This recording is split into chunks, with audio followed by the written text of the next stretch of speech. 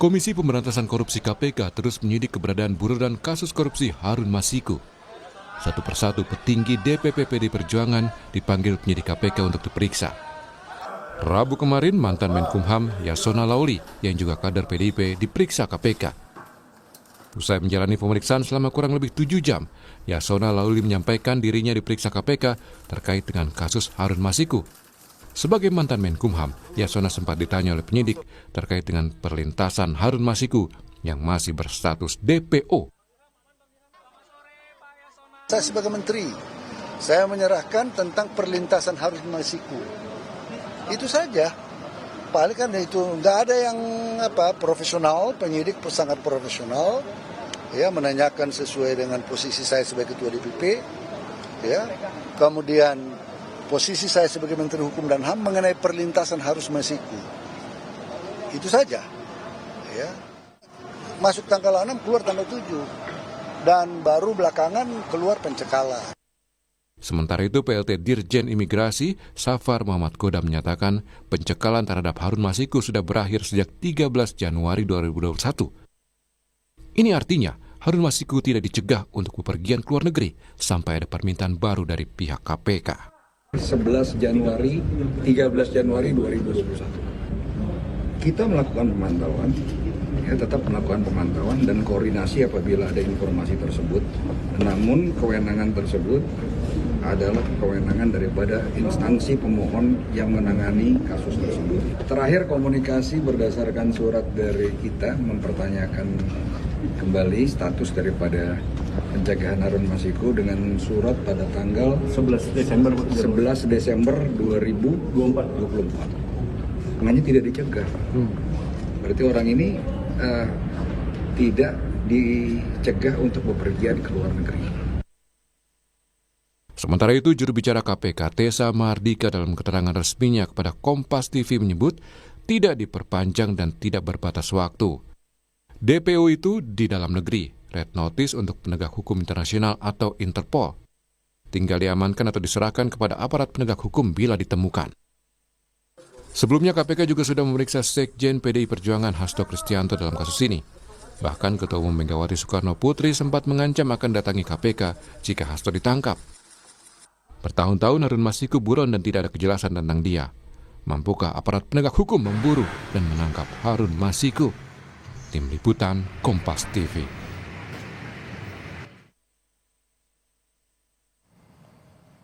Saudara, Komisi Pemberantasan Korupsi KPK bersama instansi lainnya mengklaim terus berusaha untuk memburu buronan kasus korupsi Harun Masiku. Namun bertahun-tahun buron hingga kini Harun Masiku masih belum juga berhasil ditangkap.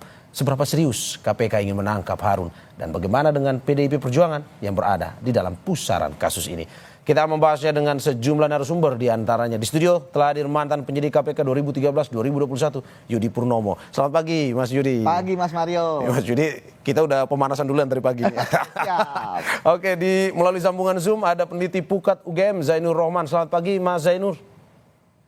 Selamat pagi Mas. Oke, dan selamat juga Mas Zainur, politisi PD Perjuangan Ciko Hakim. Selamat pagi Bang Ciko.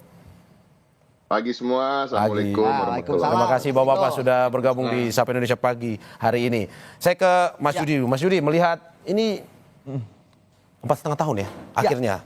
Harun Masiku 5 tahun Januari nanti. Harun Masiku menghiasi media kita nih ya kan, viral. Serius gak sih KPK sebenarnya menangkap Harun Masiku? Kalau saya lihat ada 2 fase ya. Terkait dengan perburuan Harun Masiku ini. Pertama ketika fasenya Firly Bahuri ketika masih menjadi ketua KPK saat itu, ya tidak ada gebrakan yang berarti yang saya lihat ya. Kemudian yang kedua ya ketika kemudian kepemimpinan KPK berganti ke tangannya Pak Nawawi, di situ kemudian ternyata kita juga baru tahu terjadi pergantian Kasatgas Penyidikan ya, di mana sebelumnya ketika Rosa Purwobekti waktu itu dipulangkan ketika dia menjadi penyelidik pada saat OTT, dan kemudian ketika dia melakukan penggeledahan dan serangkaian, kita baru tahu ternyata dia ketika kembali ke KPK ternyata ditunjuk menjadi Kasatgasnya. Dan kemudian ketika dia melakukan upaya untuk melakukan pencarian Harun Masiku, saya lihat sebenarnya terlambat ya. Karena Harun Masiku tentu sudah menghilang jauh. Psikologis seorang buronan koruptor yang kabur itu adalah 1 tahun ya. Tapi kemudian ada yang menarik ya dari serangkaian tindakan dia. Kemarin ada rilis ya foto dari Harun Masiku yang terbaru ya menurut KPK. Yang saya lihat kok di dalam bayangan saya seharusnya kan ada perubahan. Nah, ya, ini dari wajah ini ya. Harun Masiku yang terbaru itu, karena pengalaman saya. Tapi tidak ada perubahan ini ya? Ketika ada perubahan saya menarik loh. Harun Masiku berarti berani sekali dia di luar sana bersembunyi, tetapi dia tidak mengubah ya tampilannya karena ingat loh tadi Mas sampaikan kan hampir 5 tahun kita selalu membahas jadi headline. Ya, Anda mau mengatakan tidak merubah ini mau melecehkan pihak-pihak yang ingin menangkapnya atau gimana sebenarnya? Ya pertama satu sisi ya seperti tadi mengejek ini loh saya Harun Masiku yang sebenarnya gitu kan. Kemudian yang kedua berarti ada keberanian dari Harun Masiku kan fotonya di mana-mana. Dan yang ketiga yang menarik ketika merilis ini artinya kan KPK sudah mempunyai informasi terkait dengan kondisi terbaru. Kenapa hanya merilis foto? Ya saya berharap sebenarnya Harun Masiku kan ditangkap. Ketika Harun Masiku ditangkap artinya perdebatan mengenai apakah ini politis, apakah ini pesanan, itu kan pasti akan tuntas. Karena Mas, kalau bicara mengenai politisi yang terkait kasus korupsi, ketika zaman saya kita bukan hanya Harun Masiku, ketua umum partai loh, ya kan kita tangkap, sekjen partai, ya politisi-politisi di DPR. Artinya tuduhan-tuduhan politik pasti selalu ada, namun itu hanya bisa dijawab dengan cara menuntaskan kasus ini. Ketika dia tidak tuntas, yang terjadi adalah kasus ini akan selalu ada. Dan yang menarik memang, yang tidak bisa dipungkiri bahwa KPK pun ketika kemudian melakukan perburuan, itu seperti naik turun. Ya kan, melakukan penggeledahan, nanti berhenti dulu, nanti pemeriksaan saksi. Menurut saya inilah seharusnya yang harus dijawab oleh KPK untuk kemudian mengerahkan, bagi saya sepertiga penyidiknya lah, bahkan untuk memburu Harun Masiku khusus ini. Kalau tidak, nanti habis pemeriksaan personal, nanti pasti akan adem lagi prediksi saya. Gitu Bang, sebagai mantan penyidik KPK, Anda melihat bahwa KPK kemarin merilis foto terbaru yang berarti bahwa tahu kondisinya. Sebenarnya KPK ini tahu lokasinya, tahu kondisinya sebagai mantan penyidik KPK. Mungkin masih menunggu nih, tarik ulur dulu untuk menangkap. Atau sebenarnya benar-benar tidak tahu nih sebenarnya? Ya, bagi saya ya, penyidik itu kan tidak bicara. Ya, tetapi penyidik itu berbicara dengan bukan hanya dengan mulutnya, berbicara dengan pekerjaannya, dengan kegiatannya. Ketika kemudian kemarin saya mendengar dari Pak Yasona terkait dengan pemeriksaan dia, saya melihat KPK buntu untuk mencari Harun Masiku. Buntu berarti? Buntu. Namun ya saya melihat kenapa saya katakan buntu, karena KPK kembali ke titik nol. Ada 2 hal yang ditanyakan ya setidaknya kepada Pak Yasona ya terkait dengan formil ya pada saat proses Harun Masiku ingin menjadi DPR ya, permintaan fatwa dan sebagainya. Kemudian yang kedua terkait dengan pelintasan. Nah, ketika kembali ke titik nol, kemudian seharusnya kan penyidik itu mempunyai bukti formil ya terkait dengan data lintasan, bahkan sebenarnya kan data terkait dengan ke MA dan sebagainya kan juga bisa didapatkan lah ya. Jauh ke tahun 2020 ya. Nah, artinya penyidik ingin mencoba mencari jalan yang lain. Apakah jalannya itu adalah upaya untuk merintangi penyidikan? Ya kan terkait dengan Harun Masiku, ya itu tentu menurut saya itulah cara nalar yang paling baik ya. Kembali lagi ke tadi masalah Harun Masiku belum ketangkap, bahkan kemudian KPK mempunyai foto rilisnya. Itu yang saya sesalkan gitu ya. Mengapa merilis foto tersebut? Karena ini akan kontroversi bahwa benar yang dikatakan oleh Mas, pasti publik loh. Itu kok udah ada fotonya kapan ditangkap? Ini kan udah bukan OTT lagi. Ingat loh, sudah ada springkap. Ya kan, seperti penangkapan, udah ada buronan, nggak perlu lagi moto-moto ataupun dan lain sebagainya. Itu sudah saatnya untuk menangkap seperti itu. Ini ada politis atau tidak, saya tanyakan ke Bang Ciko. Bang Ciko, bagaimana pandangan PDIP terkait dengan ini Harun Masiku yang masih terus menjadi buron hingga saat ini? Yang pertama kami ingin sampaikan, kami di PDI Perjuangan selalu menjunjung tinggi pemberantasan korupsi di negara ini, dan kami mendukung segala upaya untuk institusi negara, baik itu institusi hukum ataupun lainnya, untuk juga menyelesaikan dan menuntaskan permasalahan-permasalahan yang terkait dengan korupsi ini. Yang kedua, kemudian kami harapannya tentu agar supaya semua institusi yang terkait dengan hukum tidak melakukan tindakan-tindakan yang sifatnya lebih politis atau lebih mengarah untuk mendiskreditkan partai politik atau sosok-sosok politik dan lain-lain. Namun kami mengapresiasi apa yang tetap dilakukan oleh institusi hukum untuk kemudian menuntaskan setiap kasus, dan kami juga menyampaikan apa yang senada dengan disampaikan oleh Pak Yasona Lawli kemarin, bahwa sikap dari para penyidik cukup profesional dan beliau juga menyampaikan apa-apa yang ditanyakan kepada beliau. Tapi saya juga cukup setuju dengan apa yang disampaikan oleh Mas Yudi Purnomo, karena pertanyaan-pertanyaannya rasa-rasanya apa yang disampaikan oleh Pak Yasona itu adalah sesuatu yang bisa ditanyakan di tempat lain atau bisa diselidiki dari tempat lain.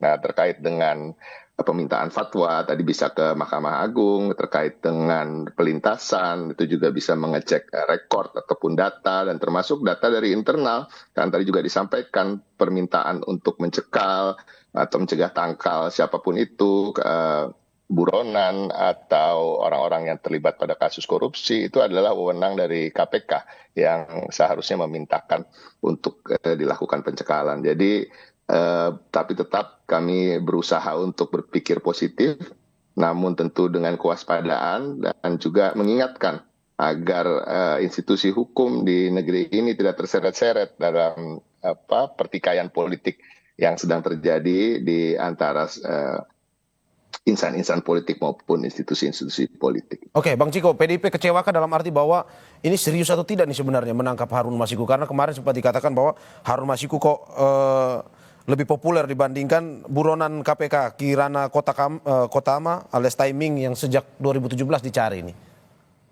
Ya, itu sudah berkali-kali kita sampaikan, dan saya rasa juga masyarakat juga bisa menilai, ya kan, apakah ini betul-betul ada upaya untuk menuntaskan kasus atau ingin memperpanjang atau buying time sehingga terus menggaungkan bahwa ada kasus korupsi yang melibatkan kader PDI Perjuangan. Dan ini wajar bila kami ada kecurigaan terhadap hal tersebut. Namun tentu setiap kali saya diundang atau terkait dengan membicarakan kasus ini di setiap stasiun televisi, sesungguhnya kan saya rasa Mas Zainur dan Bang Yudi juga sepakat yang diundang itu salah satunya harusnya dari Komisi Pemberantasan Korupsi, karena akhirnya kita di sini semua akhirnya hanya menerka-nerka gitu apa yang dipikirkan oleh KPK, sehingga sampai hari ini juga belum bisa menemukan Harun Masiku.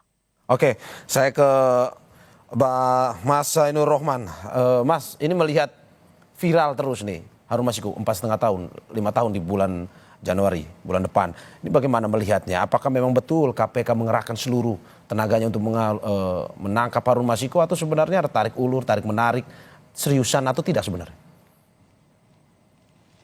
Ya, ini kalau justice delayed, justice denied ya. Kalau keadilan itu tertunda-tunda, keadilannya menjadi tertolak.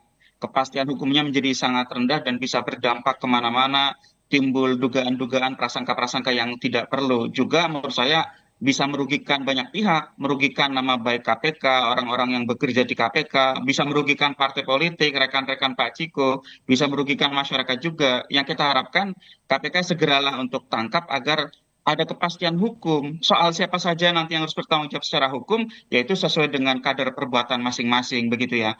Nah, kalau tadi pertanyaannya apakah KPK mengeluarkan segala daya dan upaya untuk melakukan penangkapan, ya jelas tidak. Mengapa? Karena KPK itu punya track record panjang di dalam melakukan penangkapan. Zaman Mas Yudi, zaman sebelumnya itu misalnya dulu mengejar Nazarudin, lari ke Singapura, loncat ke Kolombia, Amerika Selatan, tuh bayangkan, negara yang cukup seram gitu ya. Tetapi ternyata juga bisa dilakukan penangkapan. Atau ketika misalnya terkait dengan sosok politisi atau eks pejabat tinggi keluarganya, misalnya Nunun Nurbaiti gitu ya. Nunun Nurbaiti ini lari ke negara di ASEAN, itu juga bisa dipulangkan dan bisa diproses secara hukum dengan profesional. Artinya secara portofolio KPK punya rekam jejak yang baik di dalam memulangkan buron-buron yang kabur ke luar negeri. Meskipun belum semuanya ditangkap ya, sampai sekarang misalnya Paulus Thanos terkait dengan iktp maupun ada banyak tersangka-tersangka lain yang masih di luar negeri memang masih ada. Tetapi biasanya itu terkait dengan perjanjian timbal balik yang masih problematik antara Indonesia dengan negara tempat bersembunyi. Nah, khusus untuk Harun Masiku ini saya lihat memang dari awal ini ada aspek-aspek non-hukum yang berpengaruh terhadap jalannya perkara ini. Oke, Mas Zainur, Anda mau bilang bahwa dua perkara yang potensial. Oke, Mas Zainur, Anda mau bilang bahwa ini sengaja tidak dioptimalkan penangkapan Harun Masiku oleh KPK karena ada alasan khusus. Begitu maksud Anda? Kemudian kita curiganya begitu dari awal begitu ya. Meskipun kan kalau saya bukan pengamat politik ya, kalau dilihat dari konteks politiknya kan berbeda ya antara pra 2024 dengan pasca pemilu begitu ya. Tapi saya ingin mengatakan bahwa perkara ini punya konteks dua hal. Yang pertama adalah dugaan pidana korupsi dalam bentuk suap. Ini publik juga kadang-kadang salah paham ya, dikira suap ini kan tidak merugikan keuangan negara, ini kan tidak tidak mencuri uang gitu ya. Suap itu tidak pidana yang sangat merusak, dia multiplier effect dan itu harus diberantas gitu ya. Itu merupakan tidak pidana sehingga harus ada penegakan yang keras. Yang kedua, saya pernah baca banyak informasi termasuk pernah juga diangkat oleh sebuah media majalah yang sangat dipercaya oleh publik begitu ya. Ada indikasi terjadinya obstruction of justice di dalam melakukan pengejaran terhadap Harun Masiku ini, yaitu upaya menghalang-halangi penyidikan. Dan ini sampai sekarang juga tidak diungkap oleh KPK. Harun Masiku ini benarkah lari sendiri atau Harun Masiku mendapatkan bantuan dalam bentuk apapun gitu ya dari orang-orang lain? Itu tugas dari penyidik untuk melakukan pendalaman investigasi sehingga dua perkara, yaitu perkara korupsi asalnya yaitu tindak pidana suap, dan yang kedua adalah dugaan tindak pidana penghalang-halangan terhadap upaya penyidikan, ini harus diproses secara jelas, secara tuntas. Nah, ini yang sebenarnya ditunggu oleh publik dan kita sudah sangat lelah ya, hampir 5 tahun mendengar drama dari KPK seperti ini dan kemudian akhirnya publik mengalami penurunan kepercayaan kepada KPK bahkan kepada sistem penegakan hukum.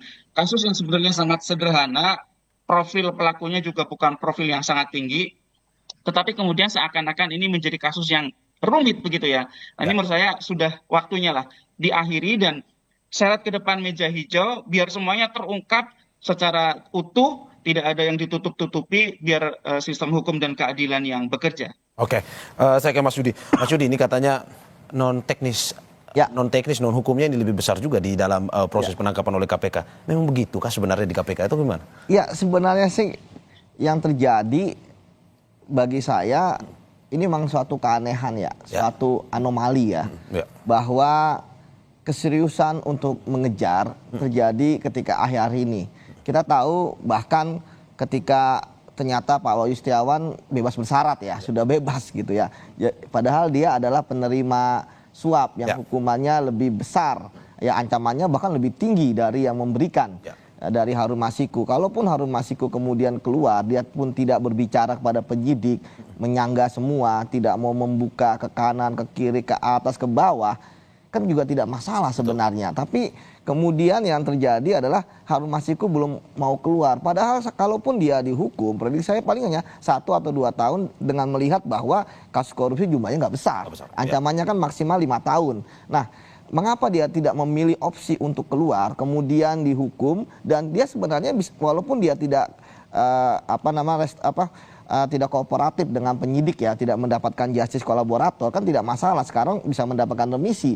Andai kan dia dihukum 1,5 tahun, ya 9 bulan, 10 bulan sudah bebas lah. Nah, ini kan yang menarik, kenapa dia belum mau keluar, kenapa dia tidak mau kembali ke kehidupan yang normal, atau jangan-jangan selama dia bersembunyi, ini sebenarnya dia nggak bersembunyi, dia memang ternyata hidupnya adalah normal. Selama dia bersembunyi sebenarnya nggak bersembunyi, ini maksudnya gimana nih Bang? Iya, ternyata kan dia tadi saya katakan, wajahnya masih sama, ya kan? Jadi jangan-jangan dia berinteraksi dengan orang-orang pun juga ternyata berinteraksi aja gitu kan, seperti tidak ada beban. Tetapi tadi ada yang menarik yang ingin saya garis bawahi dari pernyataan Mas Zainur ya, terkait dengan obstruction of justice. Ini memang menarik. Obstruction of justice kebanyakan kan terjadi ketika pelakunya sudah tertangkap, kemudian bisa diketahui siapa yang selama ini menyembunyikan dia, siapa yang selama ini menghalangi penyidikan, siapa yang selama ini membiayai. Nah, ketika misalnya KPK memulai upaya untuk obstruction of justice, menurut saya ini sangat menarik karena memang pelakunya belum tertangkap ya, namun upaya menghalangi penyidikannya sudah dinaikkan gitu kan. Nah, ini menurut saya, tapi saya pikir apapun caranya, dan tadi Mas Cijo pun juga mengatakan bahwa ya siapapun yang dipanggil ke KPK ya tentu dihormati ya, dan saya pun merasa bahwa ya ketika misalnya penyidik kemudian melakukan pemanggilan, saya pikir emang itu ada keperluan oleh penyidik ya. Ada yang ingin tanyakan. Ketika permasalahannya bisa ditanyakan ke yang lain dan lain sebagainya, ya saya pikir ya memang ya penyidik mungkin memerlukan yang levelnya tinggi, tapi ya tentu kan ada surat pemanggilan dan surat pemanggilan di KPK saya pikir juga nggak sembarangan. Pasti penyidik ketika akan memanggil seseorang itu akan diuji. Mengapa Anda memanggil ini? Ya bisakah dengan orang lain? Pasti sudah dilakukan pengujian oleh direktur penyidikan, oleh deputi, bahkan oleh pimpinan KPK. Kalau misalnya dia adalah high profile. Jadi saya pikir ya penyidik memang mempunyai keleluasaan untuk memanggil setiap orang yang dia butuhkan sebagai saksi karena merasa orang ini mempunyai keterangan yang karena kesaksiannya sebagai orang yang mendengar, mengalami dan lain sebagainya. Seperti itu Mas Bang Yudi, Aryo. kita melihat bahwa kasus Harun Masiku ini apakah betul sebenarnya memberikan kerugian kepada pihak-pihak tertentu termasuk kepada PDIP katanya. Saya akan tanyakan ke Bang Ciko tetapi setelah jeda berikut.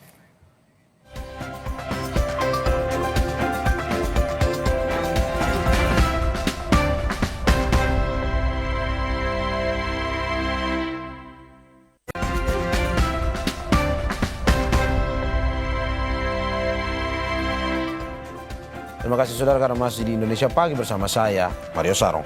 Kita masih bersama narasumber yang sudah bersama kita. Ada mantan penyidik KPK Yudi Purnomo, ada Pukat UGM Zainul Rohman, dan politisi PD Perjuangan Ciko Hakim. Saya ke Bang Ciko sesuai janji. Bang Ciko tadi sedikit bocoran bahwa kami sudah mencoba mengundang pihak KPK tetapi hingga saat ini memang masih belum bersedia untuk hadir. Sehingga kita tetap jalankan diskusi. Oke Bang, kalau melihat dari kasus sampai saat ini, di era digital sampai saat ini, tadi Mas Ainur sudah mengatakan bahwa KPK punya track record sebenarnya untuk menangkap dan punya track record yang bagus, histori yang bagus dalam menangkap para buron ini. Dari PDIP sendiri melihat bahwa di era digital ini seharusnya bisa lebih cepat nggak? Dan sebenarnya ini mungkin saja, apakah mungkin merugikan PDIP ditarik ulur seperti ini? Ya, exposure dari kasus ini di media maupun massa maupun media elektronik atau sosial media ini kan yang paling dirugikan jujur aja adalah PDI Perjuangan. Tidak tuntasnya kasus ini tentu menyeret terus nama kita, nama partai kami yang kemudian dianggap melibatkan bukan hanya Harun Masiku sebagai caleg waktu itu, tapi juga beberapa petinggi lain. Dan ini terus-menerus diulang-ulang dalam beberapa tahun terakhir. Dia timbul tenggelam, dan kemudian kita lihat kadang-kadang sejalan dengan situasi politik yang sedang terjadi. Jadi agak sulit untuk kita tidak menaruh curiga bahwa ada unsur politis terkait dengan kadang-kadang dikasih kaca pembesarnya kasus ini, kemudian hilang lagi, kemudian timbul lagi, dan pemanggilan yang sesekali bergantian antara kader-kader kami. Dan ini sangat merugikan kami. Jadi kami, seperti saya sampaikan di awal, mendukung penuh upaya-upaya KPK untuk menuntaskan kasus ini dengan cara apapun itu. Nah, tadi juga kita membahas soal foto misalnya. Nah, ini kan kadang-kadang ya sulit untuk tidak menaruh curiga karena memang akhir-akhir ini ada stigma buruk masyarakat tempelkan pada institusi-institusi penegak hukum karena terjadi beberapa kasus yang kontroversial dan viral yang kemudian bukan hanya soal KPK saja tapi juga kepolisian yang kemudian masyarakat juga tingkat kepercayaannya menurun. Nah, kita bicara soal foto tadi misalnya, tadi juga disinggung oleh Mas Yudi, tentunya sebagai seorang mantan penyidik sangat paham terkait dengan psikologis seorang buronan, ya kemudian kok fotonya sama antara 5 tahun lalu dengan sekarang, tidak mengubah penampilan atau tidak berubah sama sekali penampilannya. Nah, jangan-jangan kan pertanyaannya adalah bukan bermaksud menuduh, tapi rasa-rasanya agak sulit untuk tidak bertanya apakah itu jangan-jangan foto lama dibilang foto baru, ya kan, biar ada berita aja seakan-akan memang KPK betul-betul bekerja dan betul-betul mencari tahu dan lain-lain. Juga terkait dengan bagaimana kasus ini ke depannya, kami harapannya tetap sama, bahwa segera untuk dituntaskan karena pihak yang betul-betul dirugikan adalah PDI Perjuangan gitu. Dan beberapa kali kan selalu dipasang foto dari yang bersangkutan dengan mengenakan jaket dari PDI Perjuangan. Nah, kalau kita mau jujur kan, kenapa nggak sekalian aja ditanya dulu sekolahnya di mana? Paling lama dia mendapat pendidikan di situ seharusnya. Yang dia cukup ikut disalahkan atau jangan, atau kalau mau ekstrim sekalipun siapa orang tuanya, ya kan? Kok bisa mendidik anaknya seperti itu? Nah, kan lucu ya. Jadi semua seakan-akan dikaitkan dengan partai kami, dan harapan kami segera dituntaskan apapun caranya oleh Komisi Pemberantasan Korupsi, sehingga kita bisa move on dan bisa mencoba menangkap buronan-buronan lain yang kasus korupsinya lebih besar, yang selama ini juga seharusnya mendapat porsi pemberitaan yang sama. Oke, Bang, apakah memang karena kecurigaan ini bahwa ini sebenarnya ini kok ke PDIP sekali tujuannya atau targetnya ini? Apakah pada akhirnya Ketua Umum Anda, Ibu Megawati Soekarno Putri, pada akhirnya memberikan ini, pernah mengatakan jika Hasto ditangkap saya akan ikut bersama. Nah, apakah memang karena ini atau gimana? Ya, kalau pernyataan Ibu itu dan pernyataan kader-kader terkait dengan itu, tentunya satu berangkat dari keyakinan kami bahwa Pak Hasto Kristianto, Sekjen PDI Perjuangan, tidak terlibat dalam kasus ini dan tidak seperti yang disangkakan atau dibicarakan di media massa atau di tengah-tengah masyarakat dan dilempar isu-isu terkait keterlibatan beliau. Jadi itu satu. Yang kedua, tentu kami juga ingin mengingatkan, dan cara-caranya Ibu kan mungkin dengan kita cara komunikasinya berbeda, tapi pada prinsipnya adalah untuk mengingatkan bahwa KPK untuk bertindak secara profesional dan tidak terseret-seret dalam arus politik terkait dengan pertimbangan untuk menyelesaikan sebuah kasus. Oke, saya ke Mas Zainur. Mas Zainur, melihat bahwa ini ada pihak yang merasa dirugikan juga, ini partai PDI Perjuangan. Anda melihat bahwa memang sebenarnya KPK, apakah memang dalam kerja-kerjanya bisa non-teknisnya lebih kurang dibandingkan dengan penyebab politiknya sebenarnya, atau bagaimana? Ya, ini memang pembahasan soal independensi KPK ya. Kami selalu katakan bahwa KPK mengalami degradasi independensi yang sangat drastis pasca revisi Undang-Undang KPK dalam Undang-Undang 19 2019. Pegawainya menjadi ASN dan seterusnya. Yang kedua, ketika KPK itu didominasi oleh unsur penegak hukum lain. Ya, kita tahu banget bahwa KPK itu misalnya ada lebih dari 100 polisi, kemudian sekian juga jumlah jaksa atau pegawai negeri yang diperbantukan. Artinya KPK sebagai sebuah lembaga negara yang bersifat independen harusnya itu ternyata tidak benar-benar bisa independen karena justru diisi oleh unsur-unsur eksternal. Yang kedua, ketika KPK di bawah masa kepemimpinan Firly Bahuri itu melakukan banyak sekali tindakan-tindakan yang tidak mencerminkan independensi. Misalnya pemberitaan soal didesakkannya sebuah perkara yang ternyata sebenarnya belum mencukupi alat bukti, tetapi Firly Bahuri menurut informasi yang kita baca begitu ya, itu menginginkan agar itu bisa segera menjadi perkara, dan itu kemudian ditolak oleh Deputi Penindakan dan Direktur Penyidikan sendiri. Artinya ini kan kemudian menimbulkan tanda tanya publik. Ada apa di KPK ini? Apakah KPK ternyata bisa di-remote dari luar? Tentu ini sangat berbahaya. Oleh karena itu, di luar kasus Harun Masikunya, kami selalu tekankan agar dikembalikannya independensi KPK dengan cara melakukan revisi kembali Undang-Undang Nomor 19 Tahun 2019, kembali seperti dulu, bahkan harusnya diperkuat agar KPK bisa memenuhi prinsip-prinsip independensi sebagaimana diatur misalnya di dalam Jakarta Principle. KPK sebagai anti-corruption agencies itu punya standar-standar di mana harusnya KPK itu misalnya tidak di bawah pemerintah, tidak diisi oleh PNS, tidak diisi oleh penegak hukum lain. KPK punya kemandirian di dalam melaksanakan kewenangannya, di dalam anggarannya, di dalam sumber dayanya, dan seterusnya gitu. Itu idealnya begitu. Tetapi kan kemudian selama 5 tahun terakhir kita tahu bahwa KPK sangat diduga gitu ya, dapat di-remote dari luar. Akibatnya kemudian dugaan-dugaan prasangka-prasangka publik itu bisa liar kemana-mana dan tidak terelakkan, misalnya ketika termasuk KPK menangani perkara ini begitu ya. Oleh karena itu, untuk menghindari itu semua, inilah pentingnya memiliki sebuah lembaga negara pemberantas korupsi yang bersifat independen. Kalau independen, semua pihak yang terkena KPK tidak akan menuduh, tidak akan curiga, tidak akan berprasangka begitu ya. Dan unsur-unsur independensi itu ada di dalam Jakarta Prinsipal, Mas. Itu yang seharusnya dilakukan oleh pemerintahan baru. Agenda pertama harusnya mengembalikan independensi KPK. Oke, Mas, terkait dengan independensi KPK, Mas Zainur bilang didominasi oleh penegak hukum lain. Ini sebenarnya gimana? Anda yang paling tahu karena Anda pernah berada di KPK. Apakah memang pada akhirnya tarik menarik itu membuat pada akhirnya kinerja KPK ini tidak optimal atau bagaimana sebenarnya? Ya, sebenarnya banyak sisi yang bisa dilihat ya. Ketika misalnya kami penyidik itu ada yang berasal dari kepolisian, ada yang kami penyidik internal gitu ya. Kemudian dalam beberapa kasus ada jaksa yang kemudian masuk dalam surat perintah penyidikan. Bagi saya sebenarnya ini adalah penyeimbang untuk situasi saat ini. Karena semuanya tentu akan saling cross check, check and balances. Mengapa? Karena misalnya ketika misalnya ada suatu pesanan, pasti yang lain akan memprotes ya. Yang lain akan kemudian meng-cancel ataupun kemudian juga menolak seperti itu. Karena yang lain ini siapa misalnya? Ya misalnya kalau bisa ada perintah kepada seseorang gitu kan dari latar belakangnya apapun ya, kemudian untuk menaikkan kasus, yang lain pasti nggak mau. Karena berarti itu terjadi baru tidak satu suara langsung? Ya enggak, maksudnya kalau misalnya terjadi yang seperti itu, tapi ini kan tidak, pasti semua saling mengawasi.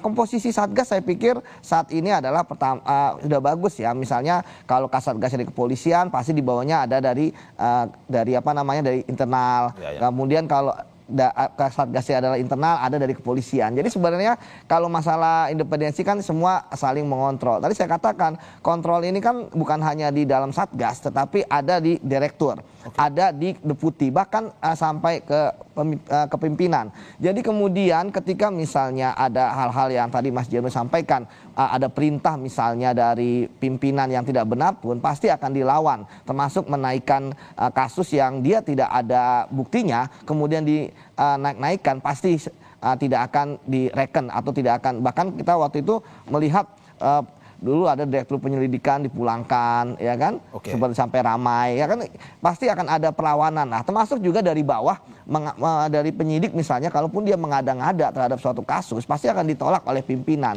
Karena kalau di KPK Mas, ujung dari semua penyidikan itu pasti di pimpinan.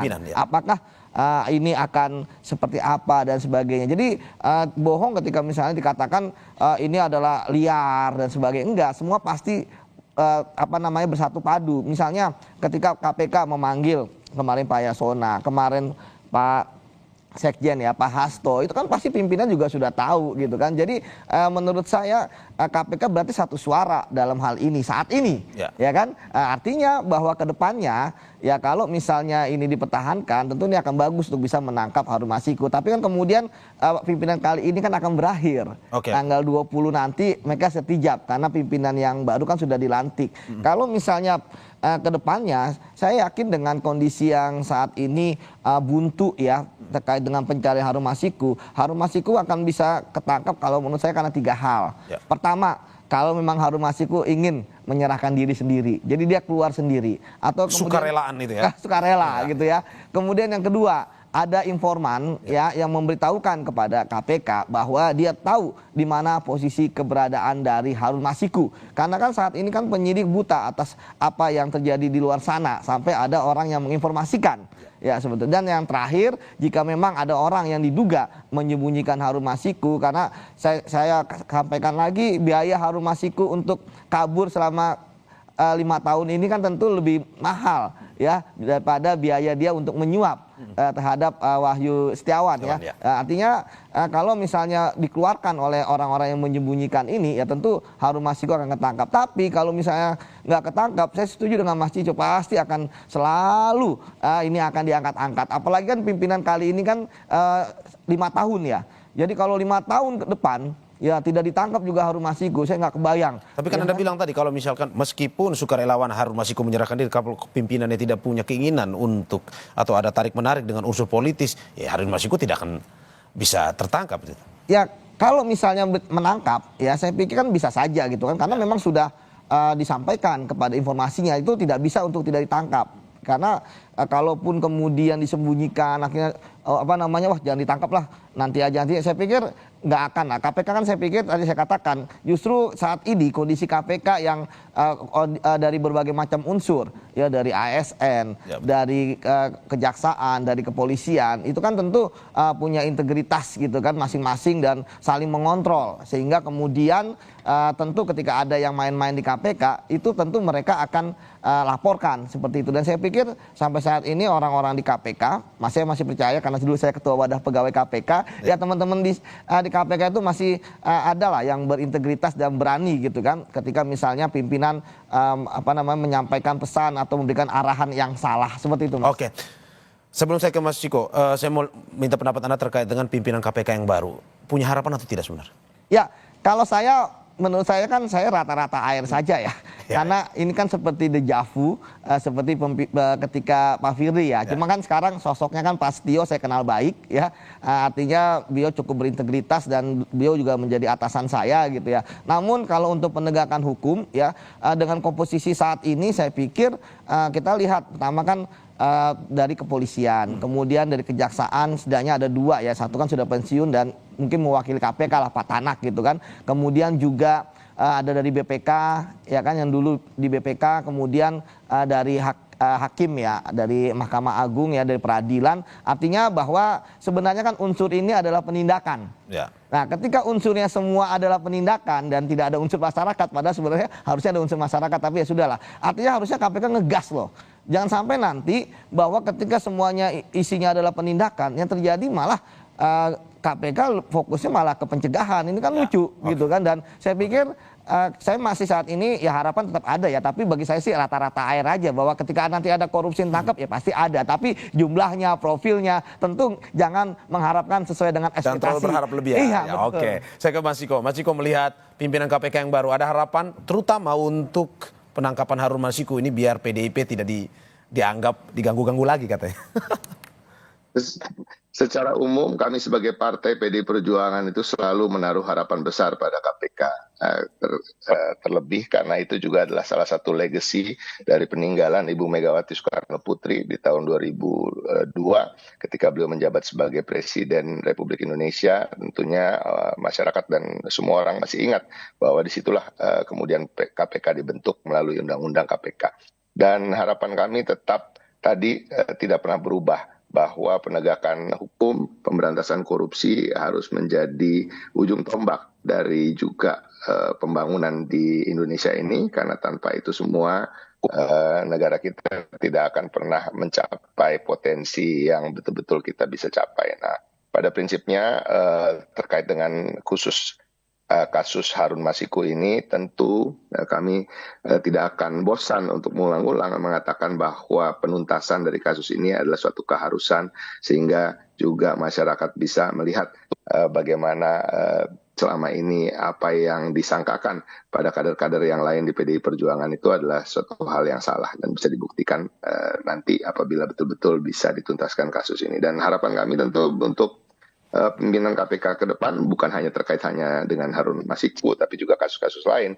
Kemudian agar bisa dituntaskan, karena kami tahu banyak sekali kasus tadi yang disampaikan juga oleh Bang Yudi dan Mas Zainur. Apabila independensi KPK betul-betul tidak lagi dipertanyakan, itu semua kasus itu seharusnya bisa dapat diselesaikan dengan baik dan justru akan mengangkat citra dan nama baik dari KPK itu sendiri. Oke, ke Mas Zainur, harapan dari pimpinan KPK yang baru ini, terutama di kasus Harun Masiku, apakah akan lebih optimal Anda melihatnya? Closing statement Anda. Ya, saya harap tidak mengulangi kesalahan pimpinan KPK periode yang sekarang ini ya gitu ya. Segera tangkap Harun Masiku, dan mohon maaf mungkin saya berbeda dengan teman-teman. Saya tidak punya harapan terlalu tinggi. Mengapa? Bagi saya yang pertama kali harus diubah adalah undang-undangnya untuk mengembalikan independensinya. Kalau masih dengan undang-undang yang sekarang, masih dengan konfigurasi pimpinan yang seperti sekarang, saya tidak punya harapan terlalu tinggi bahwa mereka akan bisa independen, mereka akan bisa profesional, mereka akan bisa menjaga kode etik secara ketat. Jadi biar nanti waktu yang akan membuktikan, semoga dugaan-dugaan saya ini salah, dan saya harap mereka bisa membuktikan diri bahwa mereka memang independen, mereka bisa profesional dan bisa punya prestasi yang baik di dalam melakukan kerja-kerja pemberantasan korupsi, baik itu dalam bidang penindakan maupun dalam bidang pencegahan. Ujian pertamanya bagi saya ya Harun Masiku gitu ya. Kalau Pak Setio bisa misalnya 100 hari pertama gitu ya, target adalah tangkap Harun Masiku. Kalau itu bisa dilakukan, mungkin kepercayaan publik pelan-pelan akan kembali naik. Ya, oke. 100 hari pertama ya tugas menangkap Harun Masiku. Terima kasih Bapak-Bapak atas apa yang telah disampaikan dalam dialog pagi ini. Terima kasih mantan penyidik KPK Yudi Purnomo atas waktunya. Terima kasih juga peneliti Pukat UGM Mas Zainur Rohman. Terima kasih juga politisi PD Perjuangan Ciko Hakim. Terima kasih Bapak-Bapak, sehat selalu.